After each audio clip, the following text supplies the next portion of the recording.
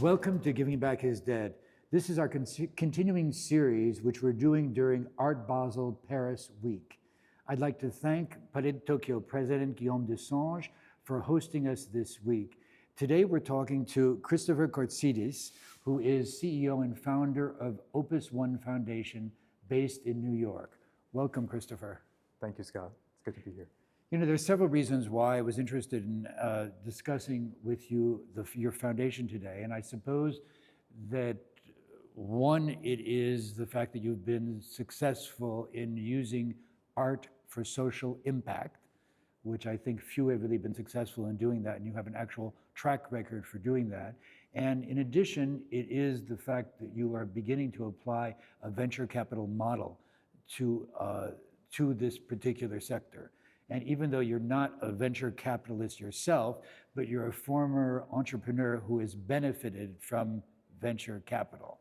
So before we get into the details, I think it's probably interesting if you talk to us a little bit about where your background, where did you come from? You have had multiple careers and you began as a musician, but why don't you begin telling us where you come from and then we'll continue. Absolutely. So, as you said, Scott, my background was as a classical musician. That was my first passion and career. I started playing the violin around 8 years old and took to it very quickly, much to my parents' dismay. They were immigrants from Greece, and having their only son wanting to be a musician was kind of out of the wheelhouse for them in terms of their background. Maria Callas.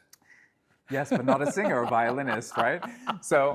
But early on, had some great teachers who were really encouraging me and eventually convinced my parents to allow me to follow my passion. And the passion became a profession. I started playing professionally around the age of 15 and knew very early on that this was my path in life, or so I thought then. So I started playing at 15, went to Juilliard, and then around 20, 21 years old, I said, you know what, I'm looking for something more. And I ended up moving to Vienna to study with Boris Kushner, who was a very well-known violin pedagogue at the time, and was starting to build my career in Europe. And was really enjoying that up until 2017, which was when I had a professional injury that unfortunately took me out of the game as a professional violinist. But the year before, I started Opus One Foundation, which I'd like to think now, looking back, is the window that opened for me early on as I was meant to transition out of classical music. What about this moment when you were an entrepreneur and benefiting from venture capital? Right, so that was interesting. So when I started Opus One in 2016, it was a family and friends foundation. It was focused on Kenya, which is what really inspired me to start Opus One. I went down in 2016 to do an outreach tour for this amazing program, Ghetto Classics, which was teaching music to kids living within the slums of Nairobi. And it really helped form the thesis for the organization. Where it has nothing to do with Dudamel, the Dudamel thing. No, it has nothing to do with But it was a similar concept. Similar concept, going to these highly impoverished communities, inserting the arts, in this case music, and seeing that it was giving more kids in schools, reducing youth crime rates. Kids were going on to graduate and receiving scholarships to study abroad. So the impact of the arts in that community was really putting on kids on a very different trajectory. So in the early years of Opus One, we're really focused on Kenya and building up this capacity and part of this program in partnership with Ghetto Classics. So, and seeing as my only form of income at the time as a musician came to an end a year later, I said, well, okay, I need to do something that is complementary to what I'm doing with the foundation. So I said, I'm going to go in a totally different direction. So I went to study finance and business at MIT. And it was at the very tail end of blockchain when it was still a thing. It still is, but in terms of when it was really hot. Yeah, 2018. 2018. Yeah. So I had the good fortune of being in Gary Gensler's class at the time, who had told us to pair up with two of our classmates and to, create a business that's based on blockchain. So we did, and he came back and said, maybe you guys should actually look into turning this into a business. So during the 2 years I was there, my MBA, I was working with my two co-founders, and we sold it before we graduated. So it was in the blink of an eye, but it was meaningful and definitely informed what we're doing now today with Opus One, and as you said, starting to embed these venture vehicles for impact with the arts. So, and if I understand it correctly, so the Opus, what's also particularly interesting in Opus One is from 2016 until recently, you were able to multiply activities in various countries. You have a real track record, but if I understand correctly, it was dependent to a large extent on receiving government support. And as a result, that mostly ending recently for the reasons that we know, you've had to switch a little bit your funding model. Can you talk a little bit about that? Because what's interesting to me is this new, I don't know, you're not going to call it Opus One Foundation 2? Number two. Number two, this new version of Opus One is really based on a track record, a very serious track record that you developed from 2016 and how we can use arts for social impact. Is that correct? Absolutely. I would say that these new venture vehicles are very much informed by the environment we're in from this last year and even the tail end of 2024. But it was something that was in the back of my mind for about a year and a half or so, where it was just thinking, as an organization, we work with a number of creative visionaries that create, very much impact-driven work in the arts and culture space. But then on the flip side of that, there is an opportunity to bring it to market in a commercial sense.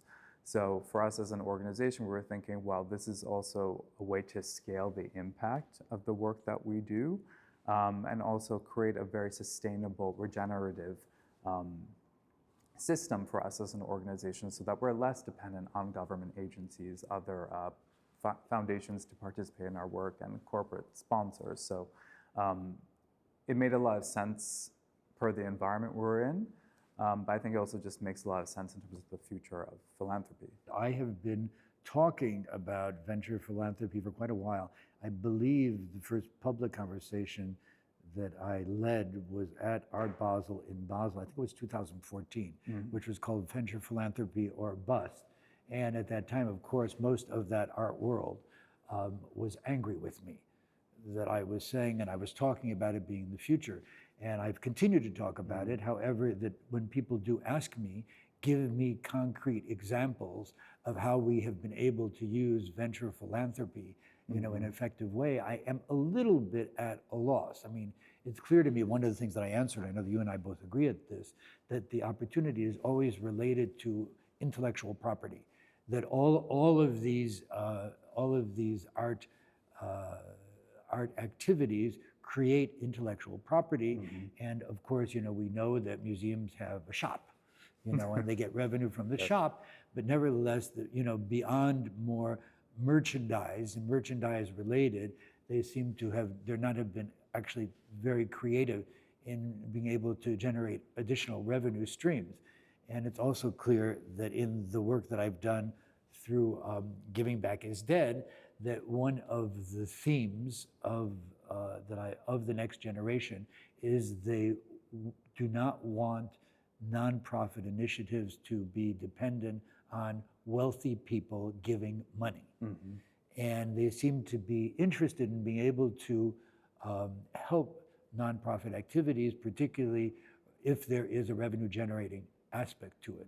So can you explain a little more how this will work? Absolutely. What are the practical implications of using this? Sure. So I'll give a very specific example. So one of our programs, Everyone is an Artist, is about bridging the gap for cultural workers with disabilities. And this is something that we started working together with Senator Kristen Gillibrand on back in 2023. So it was something that we had noticed through research just on the lay of the land in the United States for the job market for disabled individuals in the arts and culture space, but also the education system and how it was ultimately failing them. So we did a study last year and found that with every dollar invested in a disabled artist or a disabled arts program, you're generating about $3.50 to $5 in return in terms of economic activity, which was very enlightening, right? So we started to say, okay. What is the economic activity that's generated? So for example, if let's say you're commissioning a performance work with disabled individuals, you're also getting a return not only for the venue, but also for these individual artists who are receiving more income that year. So it's a multiplier in many ways, both for the venue and for the artists themselves. And then if you zoom out to a really macro level in terms of our tax revenues. So we're also seeing that really spreading out and benefiting everyone in the wider pool.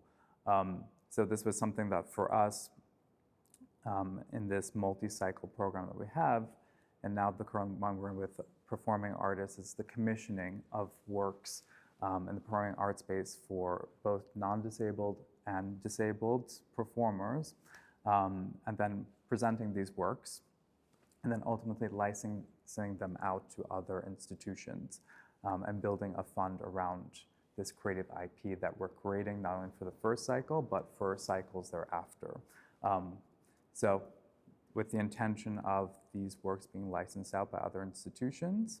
So there's money being brought in, there's revenue being generated that way, and there's also the opportunity for these individuals to be employed not only for a single performance, but for a whole series throughout that year.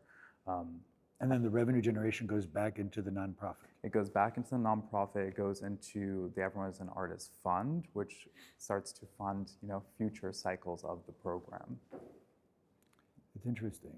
And this you're already doing. We started doing it already. We completed our research and development period, and now we're commissioning these new works. And you estimate that it will be about 3.5 times the amount of the initial investment will be generated from this. Yep, we're multiplying it by 3.5 to 5 times. How do you get so it's just, how do you get the 5 times? Just from the same activities, basically. So it's within the range. I'd say that if you're leaning more so in the visual art space, you have a greater multiplier effect just because the cost to generate that revenue is lower than it is for a performing arts initiative. So once we start to lean into the visual art cycle, you will see the multiplier being closer to the 5.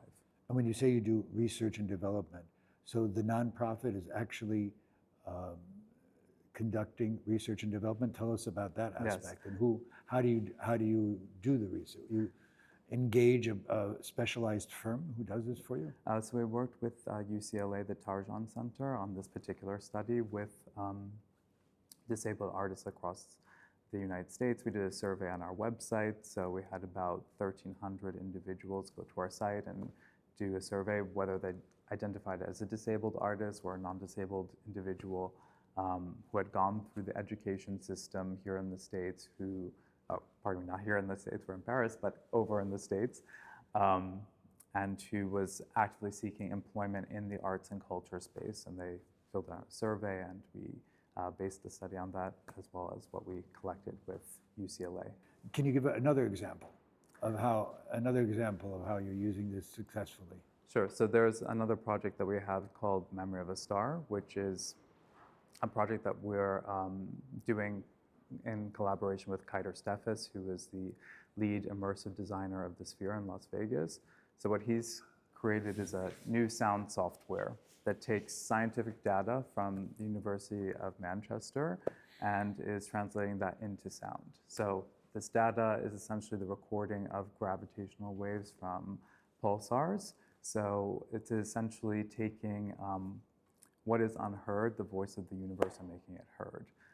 So from the creative side of things, it's very exciting, but then also translating it for impact in an education setting is something that we're also exploring. How will you do that? So, and what will be the revenue generation? How are you going to generate revenue from this? So the revenue generation would be in the development of this virtual instrument. So it is a new creative tool which will be online and will be licensed for creators to work with. Yes, so they can create with the voice of the universe. So dare I say something like using software? It is. So like it's using software. So music production. So it'll be used for music production. Yes.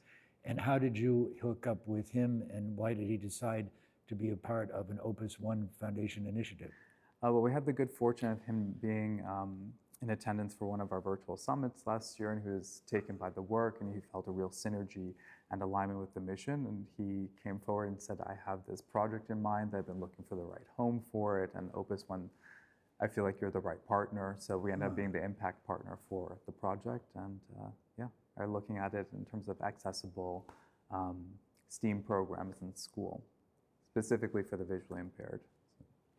So the mission of the foundation is using arts to drive systemic change in 5 areas: education, economic development, health and well-being, environmental sustainability, and conflict.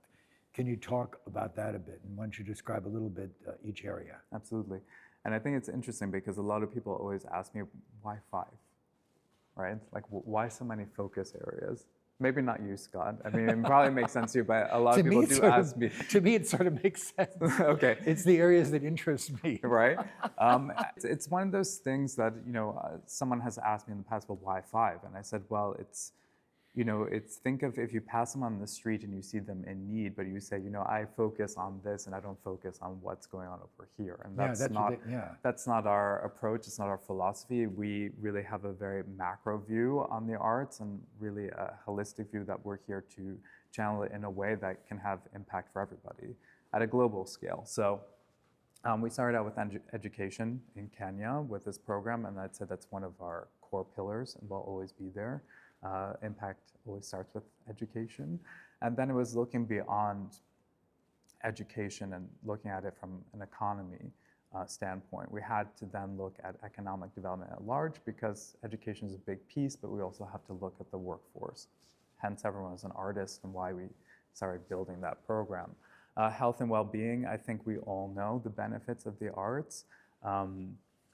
From a qualitative standpoint, but then quantitatively now with neuroaesthetics being a big field in neurology and a lot of people like Susan Maximin, who did the book Your Brain on Art, who's leading the charge of really getting down to the nitty-gritty. I was in Saudi Arabia, and someone on a panel that I was on for a cultural investment panel talked about Brain on Art, and I didn't know it, and I downloaded it. You have to read it. It's a brilliant book. She said it was, changes everything. Everything. So I think that's something that's so valuable for the arts, right? Because we look at it aesthetically, it's on our walls, we experience it. But when you attach to the science and you see, okay, 20 minutes of me doing some act of art actually boosts our neuroplasticity, it actually reduces our levels of anxiety. There are real tangible benefits to the arts that we're only starting to really dig away at, and that's something Opus One, we definitely want to be, leading that area, especially with technology and science. So that's a big and newer focus of ours. Environmental sustainability, we've started digging into that in Indonesia, where we worked with an artist there who was working with indigenous tribes within the country preserve their culture and their sustainability practices and try and find a way to translate that for modern society. And conflict, yes. So conflict came when the war in Ukraine broke out. And from my past life as a professional musician, I had many friends from Ukraine who were musicians and who were in the country when Russia invaded. So it hit me at a personal level, but then also zooming out from my position with Opus One, I said, well, how can the arts enter into this conflict zone and be of service to the people there, right, who are being displaced by this, having their lives torn apart by it? So we ended up working with the American Red Cross and UNICEF and a few local NGOs in the western part of the country, bringing arts therapy programs to the IDP camps there across 4 locations, and we served around 43,000 kids for 2.5 years. So that's an example of something which does not benefit from venture philanthropy. No, but it's still very much all about impact. So I would say our work, there's 2 layers. So we have, let's say, more traditional arts for impact programming, and then there's a layer of venture philanthropy where we would scale programs through creative IP that lives or comes through the organization. Do you want to give us some examples of what you're doing in each of, are you doing programs already in each of these areas or not? So we don't have an active program right now within conflict zones. We just were invited to explore a program in Syria. So we're looking at that right now, but we don't have an active program in that specific area. Is it efficient for a small foundation to be active in so many places around the world? It is if you know how to do it. So we don't. So I think something with us, we have 4 program models. So we have four program models. Okay. Yes.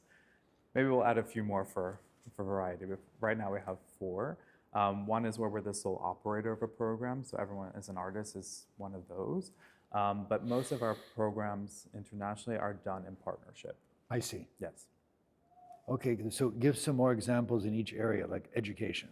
What else are you doing in education? So education, we have this new program that's launching next year in Pakistan called Music of the Heart, which was informed by the Ghetto Classics program in Kenya. So seeing the track record there, seeing the impact it's had, we're now translating it for about 1,200 children in Pakistan next year. Why Pakistan? Because there's the greatest need. So we know that Pakistan, in terms of countries around the world that have the most out-of-school children, Pakistan is second. They have about 23 million children that are out of school right now between the ages of 5 and 16. And music and arts education in particular is a very powerful intervention in terms of bringing more kids back to school, keeping them in school, boosting their academic performance, and ultimately helping them be successful members of society and get better jobs. So we know, based upon our track record in Kenya, that the arts actually do move the needle. Do you go there to understand how it's really working? We do. There's a level of translation or a need to translate programs and to modify and adapt them to local customs and cultures and so forth. So there is a good period of time this entire year was really researching and developing, making sure that when we are launching this program in Pakistan, that it is actually going to deliver impact. We're going to get the outcomes we're looking for and measuring them along the way. So, yeah. How do you measure something in Pakistan? How does the foundation do that? So we do it together with partners, right? Where we do have an evaluation method where going through the value chain in terms of, what are the KPIs we're looking for here in terms of success. So with Pakistan, given that you have so many children out of school, it's what are the attendance rates, okay, right, and so forth. Health and well-being, was there something? Health and well-being, we do have one. We have a new artist ambassador, Ida Murad, who's a young global leader at the World Economic Forum this year, who is herself a global impact artist. And with her, we are working on building a healing arts platform called Life is a Miracle, which is based on her book of practices of art for healing. And her medium is actually painting with her hands, with her, with her body, and really having this very close connection to the work. What is also unique is that you combine this art plus advocacy plus impact investing. Mm-hmm. Talk to us about that. Well, I think it's the way of the future. And the name of the podcast is Giving Back is Dead, right? So I think we've set the stage well just with the title alone, but it's, being a millennial and having conversations with those my age and even those, a little bit north of me, a little bit south of me in terms of, what are these vehicles for impact as we look ahead? I think this year has really rocked the boat for a number of nonprofits, and we've all taken, not taken a seat, but have really taken time to reflect, right? What are we doing? Are we operating under models that are actually appealing to those who are looking to champion our mission? Or are we just, by good fortune, bringing in people who are aligned with the mission, want to support, but and don't really care necessarily about the sustainability and how we're generating revenue? They're just such big fans of the mission, the impact we're generating, that's not so important. But for us at Opus One, there was a number of things that informed us looking to move more so into venture philanthropy. One was revenue generating, so that we are able to sustain and not being reliant on outside champions. Instead, we're looking to have people at the table over time that don't necessarily need to write us a check, but are here because they believe in the work that we're doing. And I feel a lot of nonprofits are looking to do the same. both out of need, but also it's just smart. It's just smart. It's just Absolutely, smart. It's just smart. Just smart. And what are you feeling about? So you're in the process now of creating a new board Yes. for Opus One. Yeah. Why don't you tell us about that? Why are you creating this new board? What do you expect from the board? What kind of people are joining it, et cetera? Well, I'd say these, I refer to them as champions. So I'd say these new champions like yourself are really those who subscribe to venture philanthropy not only as a model, but as a philosophy. Because it really is a philosophy, Yeah. right? In the sense of we're not looking to do the same old thing year after year, and that's something that's really embedded in the DNA of Opus One with our programs and projects, right? Like I said, we have programs which are more traditional, but then we have ones that, particularly like, let's say in health and well-being, that are more leading edge. We are looking towards the future, and that is very much a venture philanthropy philosophy as well as a model.